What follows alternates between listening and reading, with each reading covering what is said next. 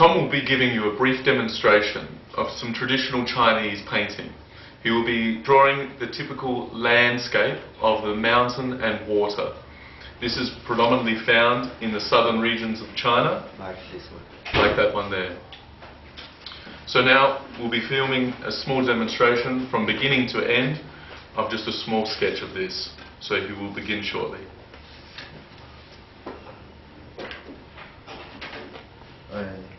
你可以帮我介绍我这个现在的位置，现在的比如说现在的我的就是工作的地点，还有什么 Okay.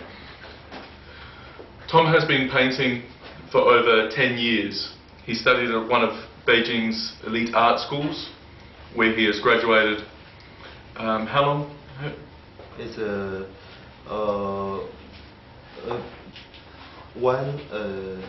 it's 8 years ago. 8 years ago, where he graduated over 8 years ago. And since then, his paintings have sold actually worldwide. They have been exhibited in, I think, art galleries in England. There was an art gallery in England that has exhibited some of his paintings. And he also works in conjunction with a famous hotel chain in China, where his paintings have sold to many tourists that have visited China over the years. 这是画的中国的一个黄山。黄山。黄山在中国来说是一个非常出名的，也是最壮观的一个，就是说它的这座山，它在上海附近。Now he is painting a mountain. It is called Huangshan Yellow Mountain. It is located very close to Shanghai, and it is probably one of China's most famous mountains, in that it is one of the largest and also the most visited mountains. 黄山有奇石、怪松、幽泉这三大特点，就是说能够逐步体现这个黄山的这个所有的景色。It has three characteristics: the mountain and its colours, which he will be depicting in the painting as well. And it is actually one of the most common paintings for Chinese, just because it is so famous.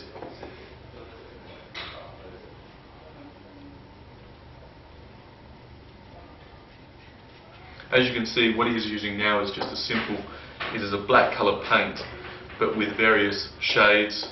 Due to the watercolour, it can depict various colours.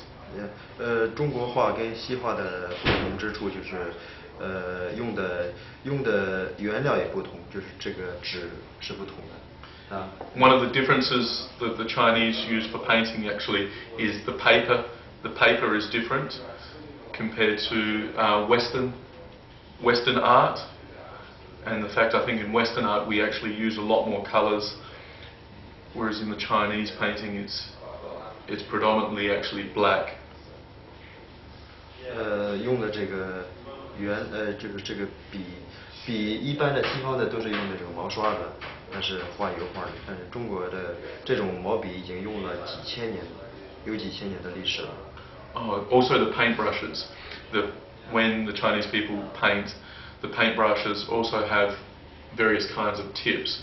They vary from all sorts of fur, from fox hair to, I think there's rabbit hair. There's just so many different types, and the history goes back to 你说几千的历史？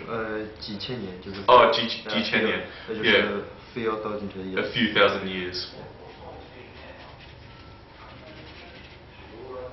Chinese art actually has a rich history, and I think in the West it isn't understood because of the lack of colour. We usually associate beautiful pictures with beautiful, bright, vibrant colours, whereas the Chinese paintings that are depicted, especially the four seasons that are most common, where you see winter, spring, summer and autumn, fall, they actually use the variation of colours, whereas the white and the black that depict winter, the yellows that depict spring, the greens that depict spring, and for the fall, the red and the yellow and the orange. 这种像现在这种技法可以，其实这种表现可以用黑白对比的这种方法，表现这种黄深的这种远近关系。这种远处可以用黑色，因为太阳照不到它，可以用这个黑色。So now, because of his different shadings with the colour, he's depicting the different location.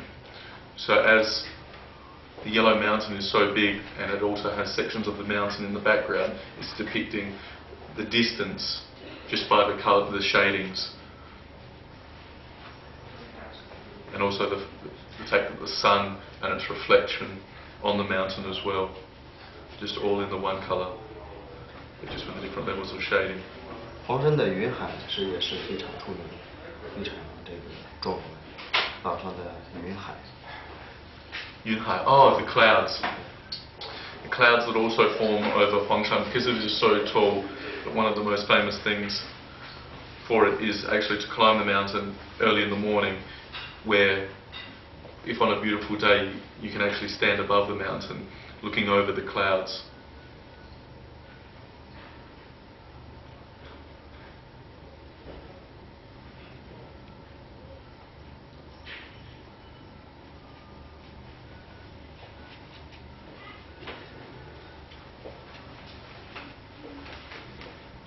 现在这个大体上已经画的差不多了。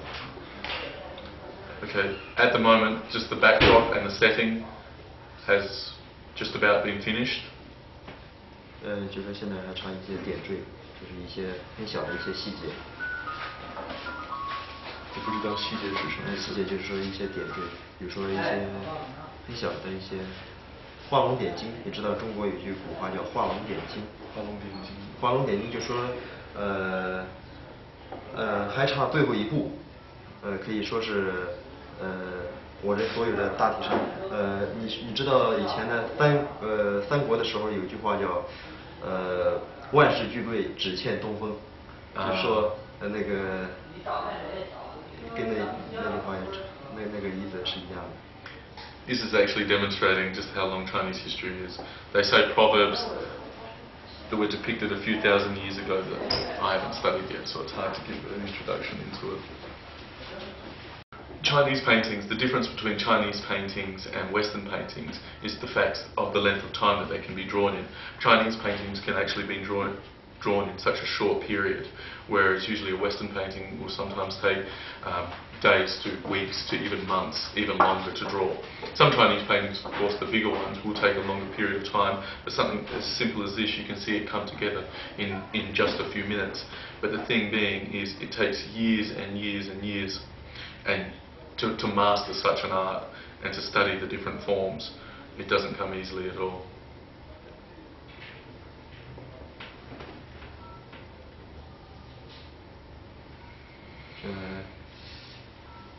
最后一步，把这个云雾给染出来，这种叫烘云，就是把这个用水的这个边缘把它给烘托出来，叫烘云这种方法。He's just describing a type of form that you use to paint, just using the different shades to depict the water coming from the mountain. 那不是一个瀑布吗？你说这是瀑布，但是这是云雾缭绕的。So it's depicting, it's actually a waterfall off to the left-hand side. As you can see, that there's a waterfall with the clouds going through the clouds, and then probably the mist from the waterfall as well, the spray.